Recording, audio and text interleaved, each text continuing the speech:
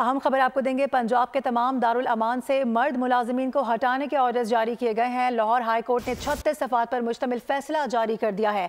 Shelter homes की monitoring के लिए डेटाबेस सॉफ्टवेयर बनाने के ऑर्डर्स भी जारी किए गए हैं। अपडेट करें आपको इस हवाले से। दाखिली रास्ते और अहाते में CCTV कैमरे लगाने का हुक्म दिया गया है।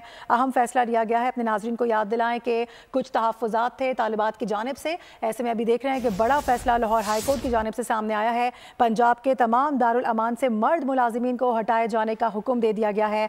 लाहौर हाई कोर्ट ने 36 सफ़ात पर मुश्तमिल फैसला जारी कर दिया है।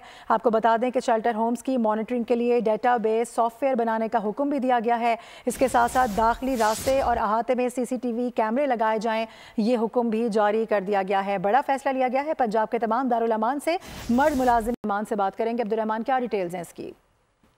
जी बिल्कुल। लाहौर हाईकोर्ट के जस्टिस तारिक सलीम शेख ने पंजाब के तमाम दारुल अमान से मर्द मुलाजमिन हटाने के अहकाम सादर कर दिए हैं। अदालत ने चाइल्ड प्रोटेक्शन ब्यूरो को बच्चों की हिफाजत के इदारों के लिए रेगुलेशन बनाने के भी अहकाम सादर करते हुए 36 सफ़ात पर मुश्तमिल अब तहरीरी फैसला जारी कर दिया है। अदालत ने अपने तहरीरी फैसले में कहा है कि पंजाब हुकूमत सूबे के तमाम दारुल अमानों से मर्द मुलाजमिन को हटाए, जबकि अदालत का शेल्टर होम्स की मॉनिटरिंग के लिए डेटाबेस और सॉफ्टवेयर बनाने का भी हुक्म दिया है। अदालत ने तमाम दारुल अमान के दाखिली रास्ते और अहाते में CCTV कैमरे भी लगाने के अहकाम सादर किए हैं। जी ठीक है, बहुत शुक्रिया तफसीलात देने के लिए आपका।